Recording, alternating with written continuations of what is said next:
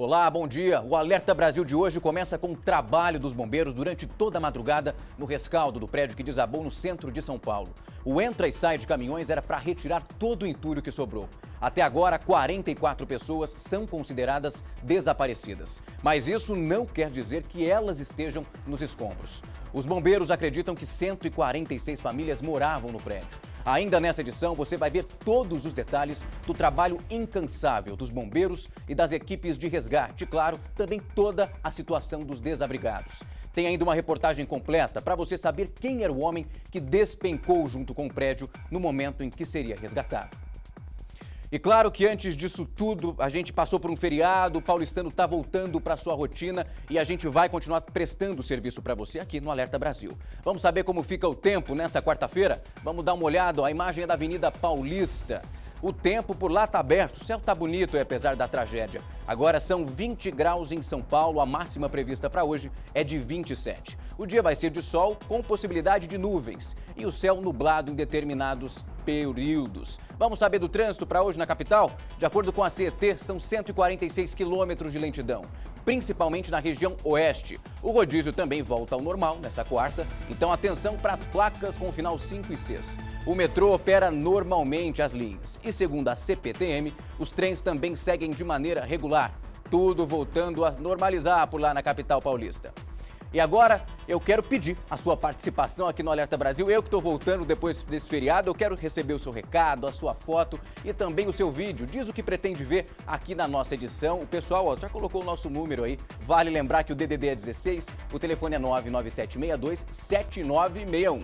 Eu vou fazer um rápido intervalo, daqui a pouco eu volto com muito mais para você. Não vai sair daí.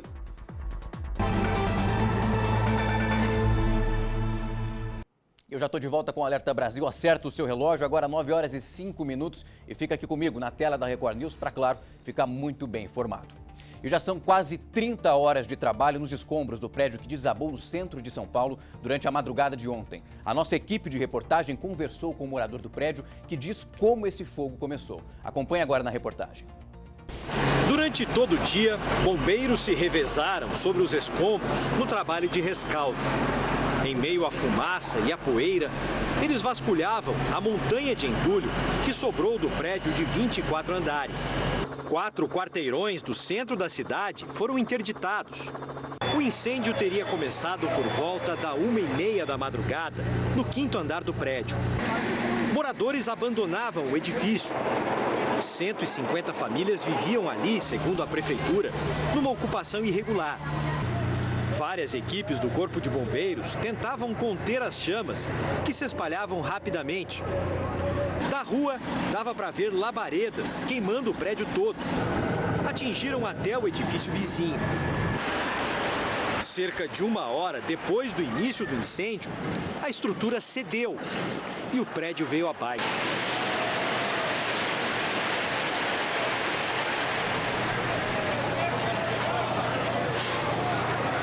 Quando a poeira baixou, os bombeiros continuaram a combater o fogo nos escombros e a procurar possíveis sobreviventes. Um trabalho que avançou a madrugada inteira e seguiu depois que o dia amanheceu. A gente está aqui num dos isolamentos, a cerca de 30 metros ali do prédio, e vê, lá em cima da escada, os bombeiros jogando água, porque ainda há pequenos focos de incêndio debaixo dos escombros. Eles jogam a água para fazer um resfriamento, para tentar controlar a situação. Só depois que isso acontecer é que vai ser possível começar a remover escombros para tentar encontrar vítimas. Acabaram de chegar aqui agora alguns bombeiros com cães farejadores, os cães que vão ajudar a tentar encontrar vítimas debaixo dos escombros. No meio da manhã, o presidente Michel Temer veio até o local. Recebido com protestos, deu uma entrevista rápida. A visita durou menos de 2 minutos. O presidente foi hostilizado também na saída. No início da tarde, vizinhos que tiveram que sair de casa por segurança foram autorizados a voltar. Foi uma situação assim de susto, de pânico. A gente não sabia a dimensão do que estava acontecendo. Este homem, que vivia na ocupação, diz que presenciou o momento que pode ter sido a origem do incêndio, durante uma briga entre moradores do 5º andar. Nessa hora que os dois estavam brigando, ele estava com uma latinha de cerveja cortada com álcool dentro. Aí eu acho que o fogo estava apagando e o marido da mulher foi jogar mais para poder acender. Foi nessa hora que pegou, derramou tudo e pegou fogo. Só que nessa hora que pegou fogo, tipo, eu senti um cheiro de queimado e depois deu um estouro. Quando eu fui ver, era fogo mesmo. Aí eu peguei, só deu tempo de pegar, salvar todo mundo. Tava no 5º, subi até o 10º, onde tem gente morando, né?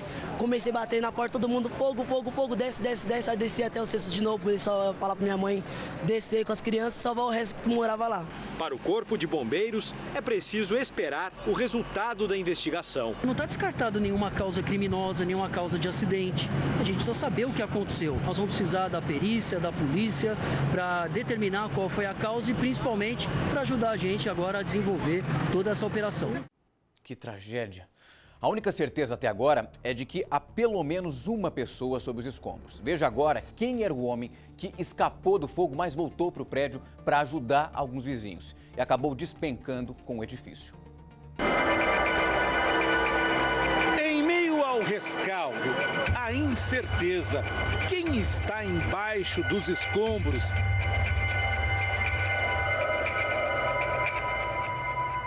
Desesperado, Paulo Felipe dá o nome ao primo, o único desaparecido que teve a identidade confirmada até agora. Primo? Meu primo. E qual é o nome do seu primo? Ricardo Amorim, tatuagem. Tatuagem, o apelido dele? É, apelido dele é tatuagem. Ricardo era conhecido dos que moravam nos andares mais altos do prédio. Foi ele quem ajudou Osíris a se mudar para a ocupação há 5 meses. Ele que me ajudou na limpeza do andar, que nós tiramos todo o lixo que estava no 9º andar, descemos aqui para baixo. Foi Ricardo quem acordou os vizinhos avisando: é fogo. E chegou, Osíris, incêndio, vamos, acorda, mano, vamos, desce todo mundo. Tranquei tudo. Descemos. E ele continuou lá em cima? E ele ficou lá? Eu pensei que ele tivesse descido, que chegou aqui, cadê o Ricardo? Subiu de novo e ficou bloqueado pelas chamas. Foi tentar salvar pessoas, inclusive, né? Foi tentar salvar a pessoa, morreu. Ele estava em que andar ali? Ele tinha ido buscar algumas pessoas? Estava acho que foi no 9.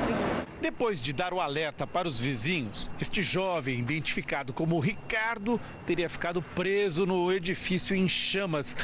Ele teria tentado escapar, descendo pelo fio dos para-raios. Não conseguiu. O primeiro contato do bombeiro com ele foi na laje de um edifício vizinho.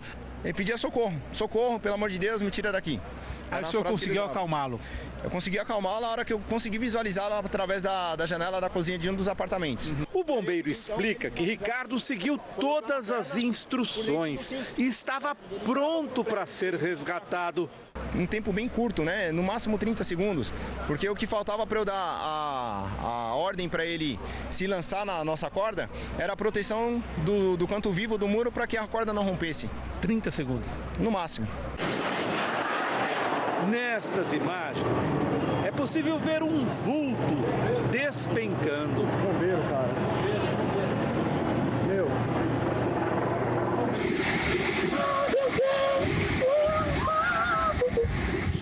Que o bombeiro falou, segura, vem que eu vou te puxar. Ele não pegou.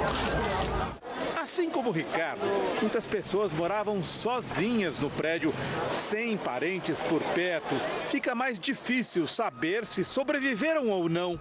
Alguns moradores eram estrangeiros, como Agostinho, que veio do Congo para o Brasil. Outras pessoas não vi ainda, não sei quem morreu, quem está vivo. Osíris conta que até agora não encontrou os vizinhos que moravam no 10º andar. O 10º tinha a dona Tina, que eu não vi ela, e um advogado que tinha um problema com a polícia, que morava no canto. Lourival era o porteiro do prédio. Nesta madrugada foi substituído pelo filho Maxwell, porque estava fazendo bico em outro lugar, perto daqui. Não tinha nem como contar porque era muita pessoa, então todo mundo estava em pânico. Então eu queria mais saber de tudo alto. Então eu consegui só subir até o 7º andar e depois desci de novo. O porteiro porteiro conta que conhecia a rotina de Ricardo. O rapaz morava no 9º dos 10 andares ocupados do edifício. Conhecia há pouco tempo, mas conhecia ele. Era uma pessoa boa, trabalhava, saía toda noite para descarregar caminhão. O carregador de caminhões era conhecido desta vizinha. Ela lembra com carinho do jovem, que gostava de rock e estava sempre disposto a ajudar. Ele gostava de escutar o Charlie Brown, gostava de escutar um rock, muito ligado em tudo, sempre tinha um recado objetivo.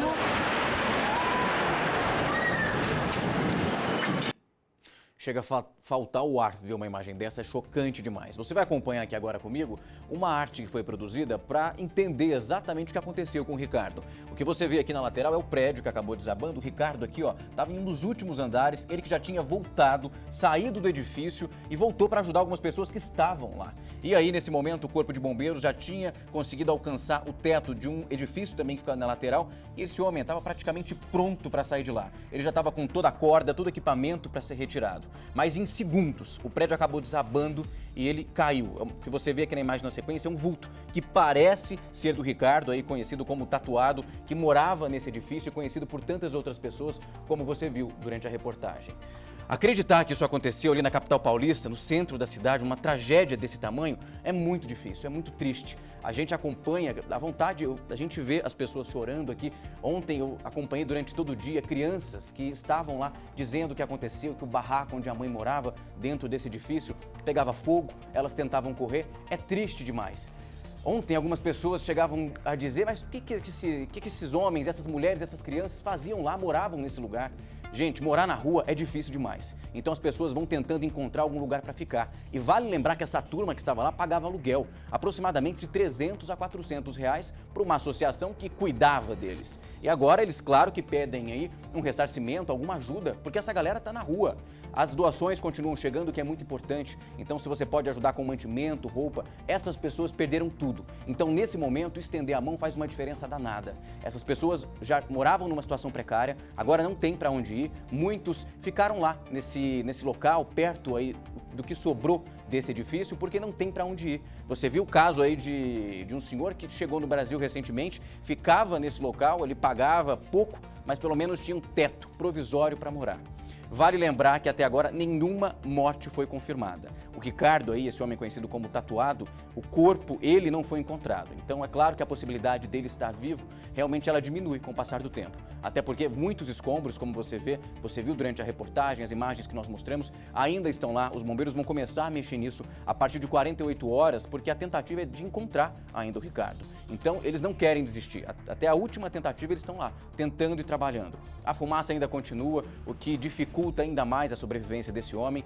44 pessoas ainda não foram localizadas. Como eu disse no comecinho do jornal, isso não quer dizer que elas estão nos escombros, mas há um registro dizendo que essas pessoas moravam lá e até agora elas não se apresentaram. A gente, claro, continua trazendo as atualizações para esse caso. Eu também peço a sua atenção, se você está em São Paulo, vai passar por lá, pode ajudar de alguma forma essas pessoas, faça a sua parte. É uma tragédia que o nosso país vive. Ontem você viu o próprio presidente da República foi até lá para tentar entender o que aconteceu, acabou sendo hostilizado. O que precisa agora ser pensado e ser feito é realmente ajudar quem está nessa situação. São crianças, pais, mães que estão sofrendo muito. É uma tragédia que a gente não consegue mensurar aí o tamanho. E ainda nessa edição, outras informações sobre o prédio que acabou desabando. A gente vai trazendo tudo isso para você. E ainda na capital paulista, tiroteio entre ladrões e policiais deixou em pânico quem passeava no Parque do Ibirapuera durante o feriado. Os ladrões chegaram a roubar a viatura da Guarda Civil e fazer uma mulher refém. De joelhos, mãos na cabeça e na mira dos atiradores do GAT, o Grupo Tático de Ações Especiais da Polícia, o último dos 4 integrantes da quadrilha se entregou. O homem, identificado como Beto, fez por cerca de 3 horas uma refém. Porque ele estava baleado? Ele se rendeu depois de negociar com a polícia. Uma das exigências era que o momento fosse registrado pela imprensa. Foi feito 2 exigências pelo criminoso para ele libertar a vítima. A presença da imprensa para que junto com a Polícia Militar seja salvaguardada a integridade física e a vida de todos. A vítima é a funcionária da casa de luxo. De acordo com familiares, ela ficou trancada em um dos quartos e não se feriu. A ocorrência começou a 8 quilômetros dali. O bando roubava uma outra casa. Quando perceberam a presença da polícia, fugiram. De acordo com a polícia, o grupo se dividiu em duas duplas durante a perseguição. 2 dos ladrões roubaram esta viatura dos guardas civis metropolitanos. O estado do veículo impressiona. Um dos guardas chegou a ser baleado, mas passa bem. Eles faziam a segurança do Parque do Ibirapuera, um dos mais movimentados da capital. Quem estava no parque ficou traumatizado com o tiroteio. O maior susto que a gente teve é que a gente está dentro do parque e não sabe de onde está vindo o tiroteiro. Nós não sabemos quem é o ladrão, quem é... A gente fica meio rendido, porque a gente está andando, está passeando, né? A gente não está despreparado. De acordo com o policial, 2 homens foram presos em diferentes ações da polícia. A casa de luxo, a princípio, foi invadida por 2 criminosos, mas um deles se rendeu logo em seguida porque estava baleado. Ele foi baleado na troca de tiro com policiais aqui na porta da residência. O local ainda está sendo preservado pela polícia, então a gente não pode se aproximar tanto do imóvel. Mas o que a gente tem aqui é o carro que foi abandonado pelos criminosos com o vidro traseiro quebrado, provavelmente pela troca de tiros com os policiais. A suspeita é de que a quadrilha seja do interior de São Paulo. De acordo com a polícia, o criminoso que sobrou dentro do imóvel escolheu um advogado da cidade de Sorocaba durante a negociação. Este policial comandou a rendição. Na realidade, foi uma negociação que ela se torna complicada pelo histórico anterior. Então, quando a gente observa o histórico, que já teve uma reação, teve um baleado, e a gente precisa convencer quem está lá dentro a confiar na gente, confiar na polícia, confiar na equipe que está externa, para poder se entregar e não causar um mal maior ali. A identidade dos integrantes da quadrilha ainda não foi revelada. O caso será investigado. Esta mulher prefere não se identificar. Na casa dela ficaram os atiradores da polícia. Ela conta que abrigou pessoas e viveu cenas difíceis de serem esquecidas. É, realmente como um filme mesmo. Você nunca espera que você vai acordar um dia e tudo isso vai acontecer na sua vida. Os bandidos fizeram um trabalho de pesquisa, não chegaram nessa casa aí do nada, aí, por achismo. E 10 pessoas ficam feridas após um avião fazer um pouso forçado em Ubatuba, no litoral de São Paulo. 2 pessoas tiveram ferimentos moderados e 8 leves. 4 vítimas foram socorridas pelos bombeiros e levadas para a Santa Casa da cidade, mas já tiveram alta. Houve um vazamento de combustível no terreno que foi interditado por causa aí do risco de incêndio. Técnicos do Centro de Investigação e também Prevenção de Acidentes Aeronáuticos, o CENIPA, vão fazer agora uma perícia nesse local. De acordo com a Polícia Ambiental, o avião vinha de Angra dos Reis, no Rio de Janeiro, com destino a Ubatuba. Ainda não se sabe ao certo o que pode ter ocorrido, já que o piloto não teria conseguido pousar na pista do aeroporto e precisou arremeter. A ação não teve sucesso e o avião acabou parando em um terreno vizinho ao aeroporto, perto da rodovia Rio Santos. E em Belo Horizonte, os bombeiros trabalharam durante toda a noite no resgate das vítimas de um desabamento. 9 pessoas estavam na casa no momento do acidente. Assim que a casa desaba, moradores correm para a rua desesperados. Ai, meu Deus! Uma nuvem de fumaça toma conta do local e os vizinhos descobrem que há pessoas debaixo dos escombros. Tá cheio de gente lá? Ai, meu Deus! Este homem mora bem em frente ao imóvel e estava em casa na hora do desabamento. Achei que era até um caminhão que tinha batido no muro ali. Aí eu fui lá, a casa já estava no chão já. Assim que souberam da queda, parentes das vítimas saíram correndo em busca de notícias. Minha irmã! Não. Esta foto da internet mostra a casa de 2 andares que ficava na região de Venda Nova, em Belo Horizonte. Um grupo de pessoas estava reunido ali quando a estrutura desabou. O helicóptero da Record TV registrou o momento em que as buscas pelos sobreviventes começaram. Madeiras e blocos de concreto estavam sobre as vítimas que foram soterradas. Os bombeiros organizaram uma operação rápida de salvamento. Neste vídeo exclusivo, uma mulher aparece sendo resgatada pelos militares. Ela já está com um colar cervical debaixo dos escombros. Uma viga está sobre as pernas da vítima. Os trabalhos não param. A todo instante, um sobrevivente é retirado. Ao todo, 8 pessoas foram resgatadas. Todas estavam conscientes e foram levadas para o hospital. Se A gente analisar os escombros, o cenário é desolador. E é até difícil imaginar a retirada de 8 vítimas, todas elas conscientes, todas elas com vida e com lesões, grande parte delas, lesões, escoriações, lesões leves. Todas as 8 vítimas estavam concentradas em um só local da casa, bem aqui do lado esquerdo. E os bombeiros acreditam que elas podem ter sido salvas exatamente por causa disso. Até alguns móveis que estavam no cômodo podem ter protegido as pessoas na hora da queda. Depois que as vítimas foram retiradas, os bombeiros permaneceram no local e fizeram uma varredura pela área atrás de mais sobreviventes. Eles encontraram 2 cachorros. Os animais estavam assustados e foram retirados sem ferimentos. As causas do desabamento ainda vão ser investigadas, mas numa primeira análise feita pela Defesa Civil foi constatado que a queda pode ter sido provocada por causa de uma obra que acontecia no imóvel. Algumas paredes foram demolidas e isso teria abalado a estrutura da edificação. Meu Deus, que começo de mês é esse? Desabamento em São Paulo, agora em Minas Gerais. Quanta tragédia para o mês aí que só está começando. E já chega a 28 o número de pessoas mortas na Grande Belém desde domingo. A onda de crimes começou depois do assassinato de um policial militar. Especialistas em segurança denunciam que a ordem para matar vem de dentro das cadeias. O policiamento foi reforçado. Em frente ao IML de Belém, muita gente ainda esperava a liberação dos corpos de parentes. Esta mulher, que não quer se identificar, conta que o irmão foi assassinado a tiros. Eu tinha acabado de chegar do trabalho, foi surpreendido por um cara de moto, deu 2 tiros no peito dele e aí morreu na hora. Morreu no braço da minha mãe. Esta senhora também perdeu o neto para a violência. Infelizmente perdeu a vida novo, né, com 19 anos. E o sentimento é de muita dor, né? Muita dor mesmo. Em 36 horas, 28 pessoas foram mortas na região metropolitana de Belém. Só neste ano, 56 pessoas morreram na sequência do assassinato de policiais. Essa já é a 4ª chacina em 2018. Segundo especialistas em segurança pública, a maioria das execuções é comandada de dentro das cadeias. Nós temos aí ameaças a diretores de casas penais, nós temos áudios que vazaram de grupos de criminosos, em que os criminosos eles ameaçam invadir cadeia.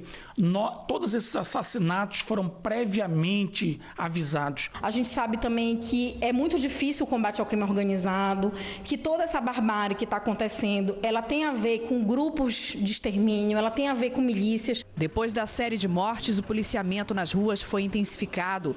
Todos os casos continuam sob investigação. Nós implementamos também um aumento de um efetivo da Polícia Militar do Estado nas ruas, assim como também fizemos um implemento de delegados na nossa divisão de homicídios e na nossa delegacia de combate a entorpecentes, a fim de também dar solução a esses acontecimentos.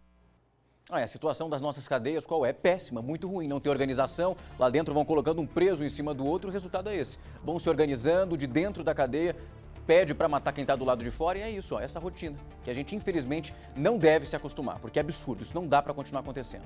A gente vai agora para o Rio de Janeiro, onde a rotina é sobre o fogo cruzado. Novos tiroteios foram registrados na Rocinha e deixaram os moradores apavorados. Acompanhe agora na reportagem. Quando o som fala mais alto que as imagens. Pelo 3º dia consecutivo, houve tiroteio na Rocinha. Policiais militares foram recebidos a bala quando patrulhavam a maior comunidade do Rio. Acordei, era tiro e bomba e tiro, a gente fica apavorado, sem saber nem o que está acontecendo, né? Por causa do confronto, a autoestrada que liga a Zona Sul à Zona Oeste ficou interditada por quase meia hora. O comando da PM estuda acabar com a UPP da Rocinha e instalar um batalhão no lugar. Um dos argumentos é que no modelo atual, os policiais não conseguem patrulhar com eficiência a metade da comunidade. Entre os locais de risco está uma região conhecida como Roupa Suja, exatamente a área onde aconteceu o confronto nesse feriado. O levantamento de um aplicativo que contabiliza os tiroteios no Rio dá uma dimensão de como aumentou a violência na Rocinha. Em 2017, nos primeiros 100 dias do ano, não houve um único registro de troca de tiros. Já no mesmo período deste ano, foram 60 casos com 21 mortes. Possível conviver com isso tudo, com criança pequena em casa, realmente está muito difícil. Eu falo para ele, no momento não podemos sair, a gente tem que conviver com isso aí. Não tá difícil não, tá impossível, minha senhora. E as forças de segurança começaram uma operação em 11 comunidades na zona oeste do Rio de Janeiro contra as barricadas do crime. Nessa região, há disputa entre traficantes e também milicianos. A ação é uma forma de inibir o avanço da violência em pontos críticos da cidade e facilitar a entrada da polícia. Acompanhe aqui agora comigo.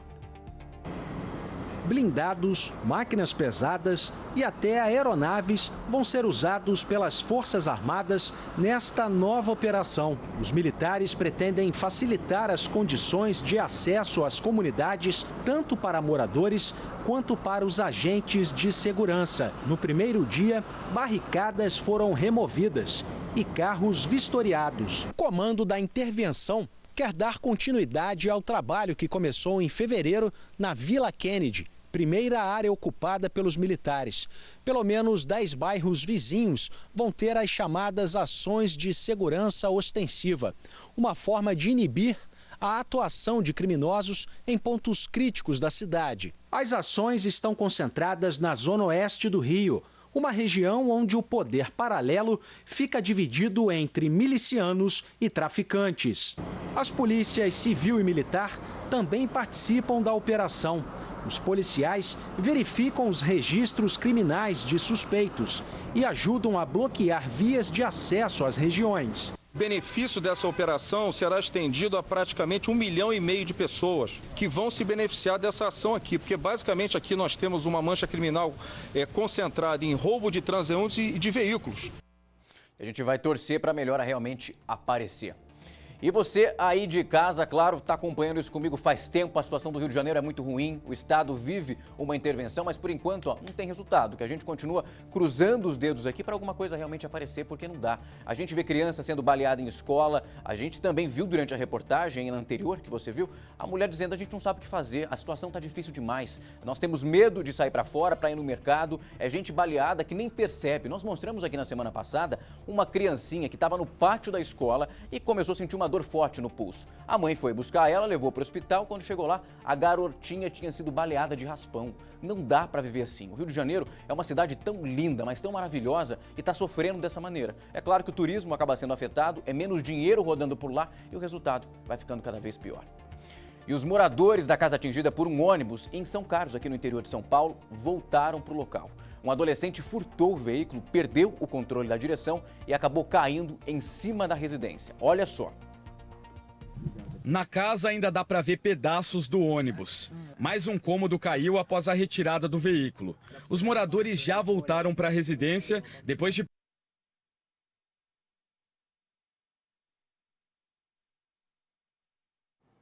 A gente teve um probleminha aí durante a reportagem, daqui a pouco a gente volta com ela completinha para vocês. Isso foi um acidente que aconteceu em São Carlos. Um rapaz, um adolescente, acabou roubando esse ônibus e acabou causando um acidente gigantesco e horrível. Eu vou fazer um intervalo e daqui a pouco eu volto com isso e muito mais para você.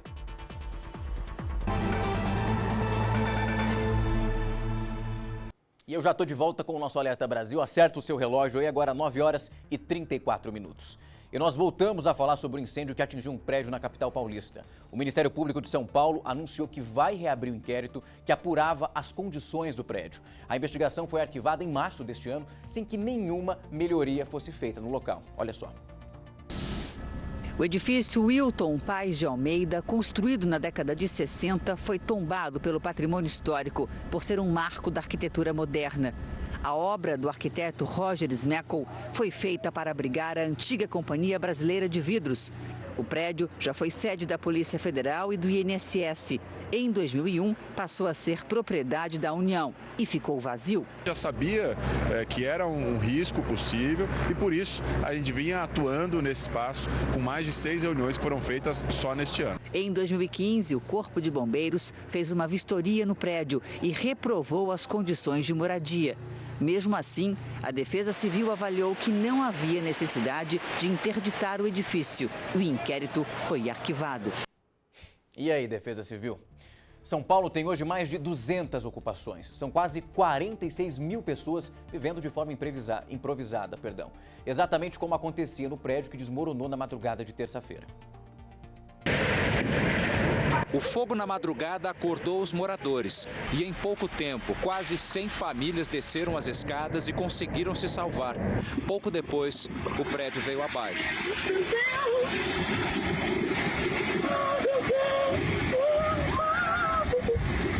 A ocupação do prédio do Largo Paissandu, no centro de São Paulo, era apenas mais uma a abrigar pessoas que não têm onde morar. Neste edifício, ocupado há 6 anos, vivem 74 famílias. Muitas têm crianças. A coordenadora da ocupação diz que todos pagam uma contribuição para morar, mas não fala em valor. É para manter a organização do prédio. A gente tem porteiro 24 horas, tem a despesa, a gente tem câmera, tem tudo. Nós temos extintores. Jomarina justifica a ocupação. A gente não veio porque a gente quer brincar de casinha, né? É porque a gente está na necessidade da moradia. Segundo um levantamento da Prefeitura, são 70 prédios ocupados na região central. 4.000 famílias vivendo em moradias improvisadas. Depois do incêndio de hoje, o prefeito disse que essas ocupações serão vistoriadas. Nós temos 5 prédios que foram interditados. Hoje, a Defesa Civil vai fazer um levantamento nos 70 prédios que estão ocupados, que estão invadidos aqui na cidade de São Paulo. Um problema que cresce quando olhamos a cidade toda. São mais de 200 ocupações e 46 mil famílias monitoradas pelo Núcleo de Mediação de Conflitos da Prefeitura. A maior parte está na região central. São as torres do edifício Prestes Maia. Essa ocupação existe há 8 anos. Aqui vivem 470 famílias. São cerca de 2.000 pessoas que aguardam por uma solução definitiva para o problema da moradia. E hoje, esse assunto ficou ainda mais sério. João Batista diz que a ocupação é a única alternativa para quem não pode pagar um aluguel. Cada família paga com R$ 105. A necessidade, né? Como morar aqui no centro, é um aluguel muito caro e por motivo de salário baixo, o salário não acompanha o aluguel que você conseguia pagar. Aí foi aonde a gente chega nas ocupações. O edifício tem hidrantes contra incêndio e alarme. Temos uma sirene aqui que caso aconteça qualquer coisa, acionando essa sirene, todos os moradores já sabem como funciona, desce e evacua o prédio. Essa professora da Universidade de São Paulo diz que um dos problemas é a especulação imobiliária. Combater a propriedade ociosa, fazer valer a função social da propriedade. Por exemplo, quantos indivíduos proprietários devem IPTU na cidade de São Paulo?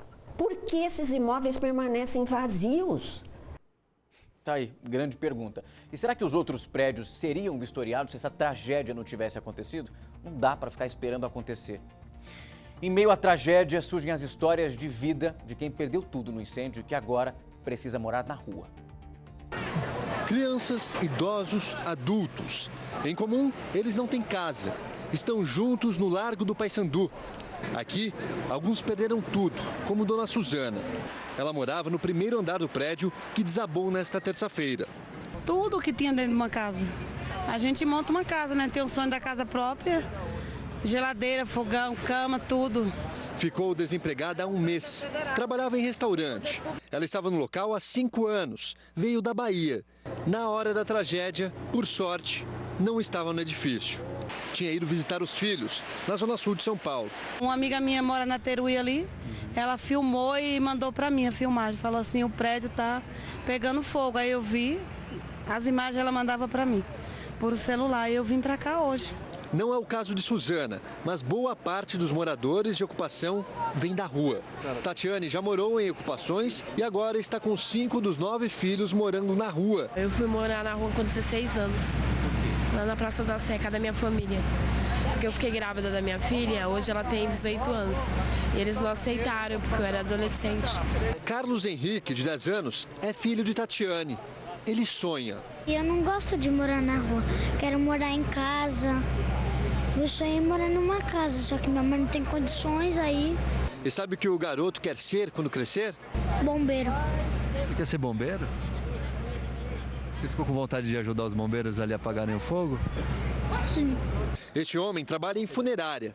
Eram 13h20 da madrugada quando ele chegou aqui. Veio para ajudar. Está doando cobertores. O amor ao próximo a gente nunca pode deixar de ter. entendeu? Hoje nós estamos vivendo uns tempos que é muito difícil as pessoas terem amor ao próximo.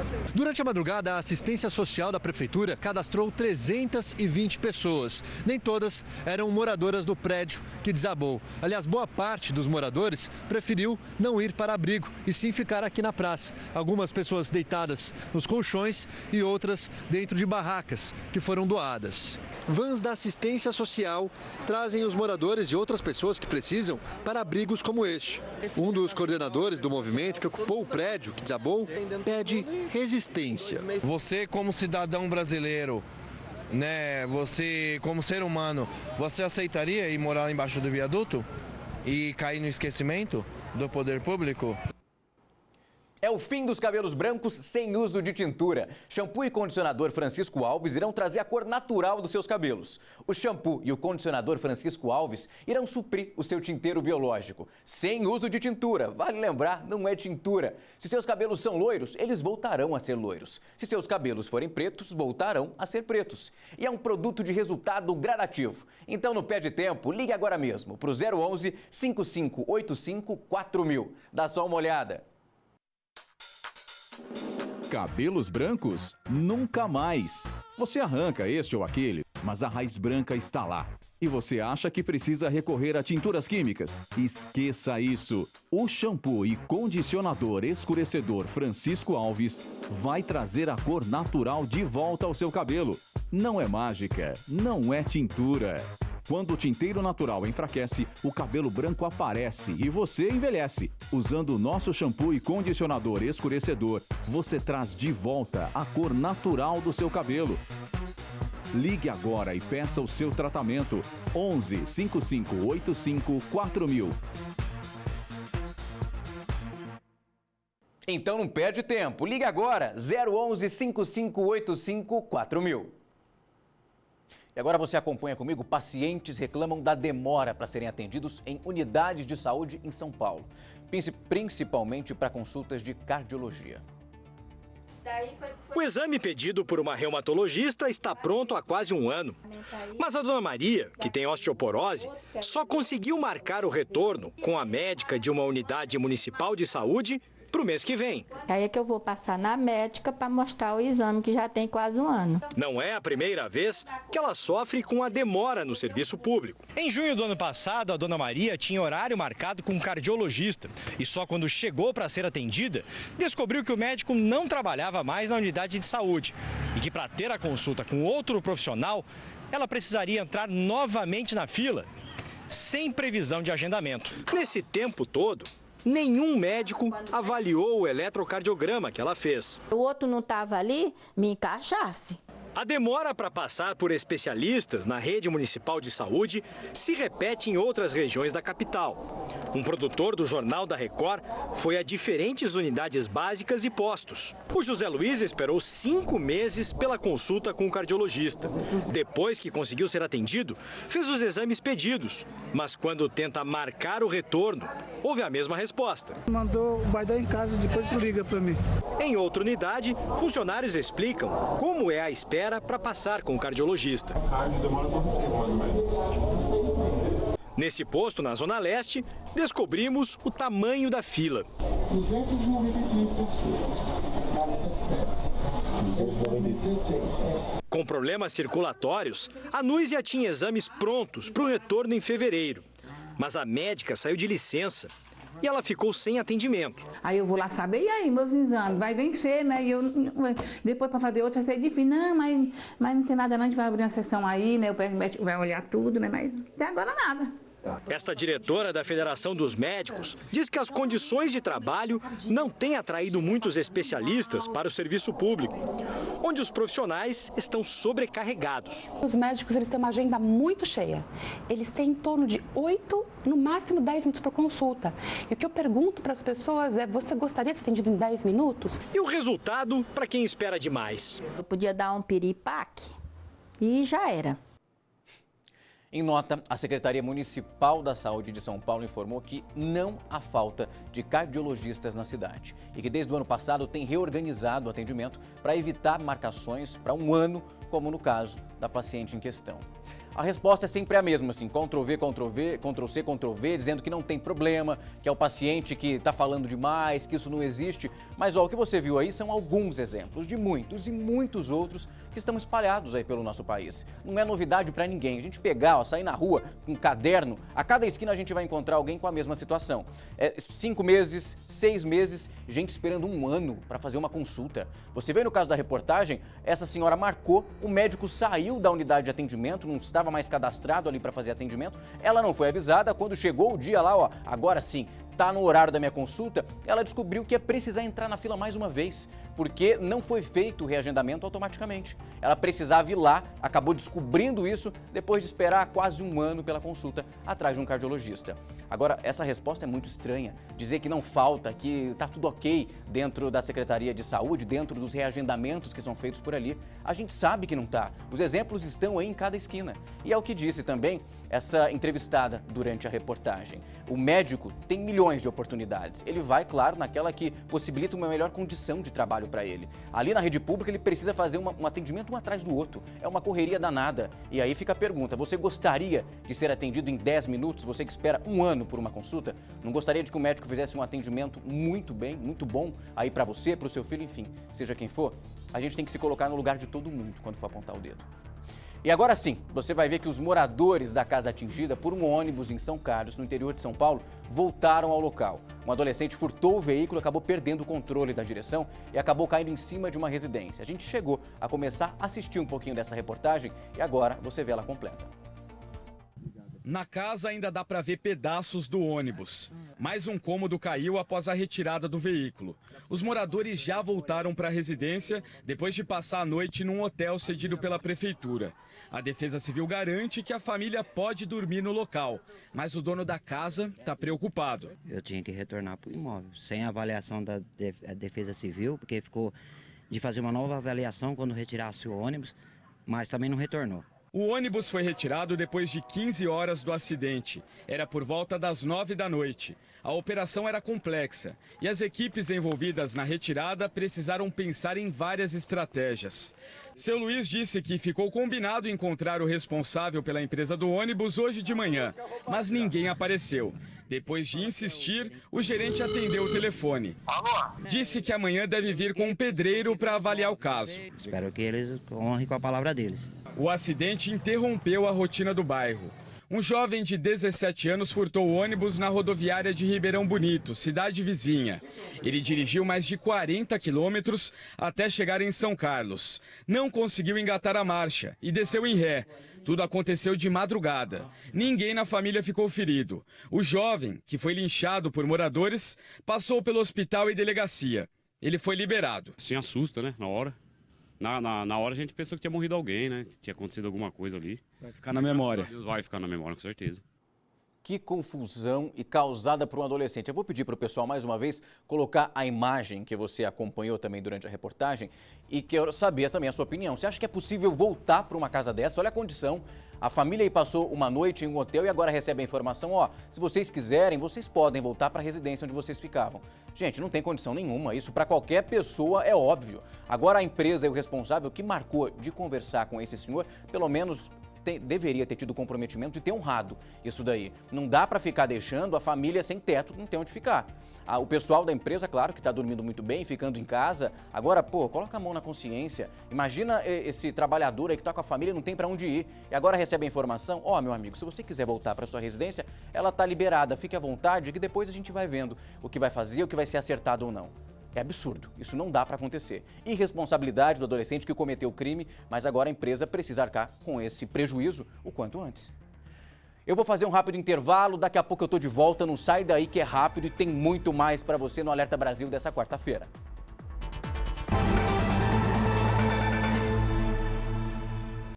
Já tô de volta, não falei que o intervalo era rápido. Me fala uma coisa, você aí de casa tem o hábito de poupar dinheiro para quando tiver aposentado, tranquilão? Então, olha só, uma pesquisa do IBGE mostra que o percentual de brasileiros com mais de 60 anos aumentou de 2005 para 2015. Só que, mesmo assim, a maior parte das pessoas não consegue guardar o dinheirinho. Antônio é de uma geração que não se falava muito em complementação da aposentadoria ou planos de previdência privada. O topógrafo tinha um salário de aproximadamente R$ 6.500 no fim da carreira e estava certo de que não teria problemas ao se aposentar.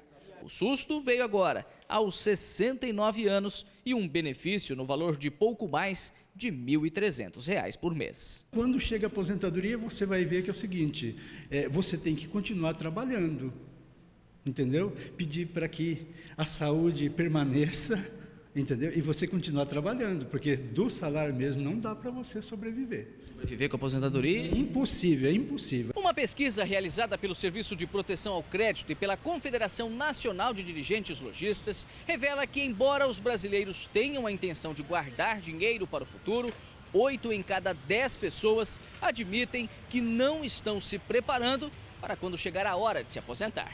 O levantamento ouviu 4.000 pessoas em todo o país. 47% delas afirmaram que não sobra dinheiro para pensar em complementar a aposentadoria. 19% dizem que já começaram a guardar dinheiro para ter uma vida mais tranquila lá no futuro. Mas os problemas financeiros acabaram atrapalhando os planos e elas tiveram que parar. Cada um tem um perfil e cada um precisa encontrar qual que é o caminho que melhor se adeque. Mas pode ser a previdência privada, pode ser investimentos, seja ele no mercado financeiro, seja ele em imóveis, pode ser um negócio próprio para o momento da aposentadoria, mas é importante que a pessoa realmente pense nisso. O que não dá é para deixar isso para muito tarde, né? Quanto mais cedo esse planejamento, melhor. Sim, porque você tem condições de dispersar isso no decorrer dos anos. Se você for pensar isso aí muito tardiamente, a economia que você vai ter que fazer para ter um complemento depois vai ser muito maior. Pensando nisso, Renato, que está entre a minoria no país, segundo a pesquisa, superou as expectativas. É que, além do próprio plano de aposentadoria, ele já está garantindo também o futuro das filhas de 2 e 7 anos. A gente paga uma previdência privada, né? Desde quando elas nasceram e para mim há um pouco tempo aí. Então esse aqui é o nosso pensamento. Então, quer dizer, não dá para confiar só no INSS? Não, porque pelo que o jeito está acontecendo hoje, está a longo prazo, né? Então fica complicado para a gente. Então você correu logo e já fez a aposentadoria privada? Então. Para garantir, né? Que está complicado. Coitado do aposentado brasileiro, não tá fácil para ninguém, viu? E agora, susto do outro lado do mundo. Lá no Japão, visitantes de um parque de diversões ficaram 2 horas presos numa montanha-russa. Dá para acreditar nisso? O carrinho ficou parado a 30 metros do chão com os visitantes suspensos. Os 60 passageiros foram resgatados pelos funcionários do parque. A montanha-russa fez uma parada de emergência automática, porque acabou detectando um pequeno defeito. Por sorte, ninguém ficou ferido. Mas já pensou, meu amigo, a altura disso daí? Sei lá, nesse carrinho, olha o pezinho de quem tava lá, ó. Imagina o coração. Meu Deus, não nem para imaginar. Vale lembrar, você que está chegando agora no Alerta Brasil, isso foi no Japão. O pessoal levou um susto, a montanha-russa detectou um problema e parou ali, no meio do trajeto. Eu, hein? Tô fora. E o Bosque dos Jequitibás, em Campinas, cidade que fica no interior de São Paulo, ganha serpentes ameaçadas de extinção. Elas estão entre as 5 maiores cobras do mundo. As novas serpentes estão entre as 5 maiores cobras do mundo. Podem atingir até 8 metros de comprimento. Há poucos dias, em exposição, já trouxeram uma multidão para a Casa dos Animais Interessantes. João Vitor, por exemplo, adora cobras. Eu sempre admirei serpentes, pesquisei serpentes e sempre estou com meu pai e com a minha mãe pesquisando as serpentes. Desde pequenininho, né? Ele na verdade ele gosta muito de animal, né? De animais em geral, né? E a cobra é especial. São animais realmente fantásticos, capazes de despertar diferentes reações. Muito linda, a cor dela é maravilhosa, gente. Olha aí, parece uma pintura. Eu fiquei com medo dela quebrar o vidro para vir aqui. Você acha que ela teria essa força? Acho. No Brasil são encontrados mais de 370 tipos de cobras nativas. Dessas, aproximadamente 50 são venenosas. Mas aqui não é preciso ter preocupação. Isso porque as novas habitantes do Bosque dos Jequitibás não são peçonhentas. Elas precisam mesmo de cuidados e também da conscientização das pessoas. É que essa espécie está ameaçada de extinção. Eu não me arrisco, não. Deixa ela lá no cantinho dela. Não. As serpentes foram doadas pela Polícia Ambiental de Campinas há 15 dias. O macho de 5 quilos e quase 2 metros não produz pigmentação. Por isso, tem essa cor amarelada. A fêmea é ainda maior, 10 quilos e 2,5 metros de comprimento. Elas parecem não se importar com toda essa movimentação. As estrelas dormem tranquilas. Agora estão protegidas.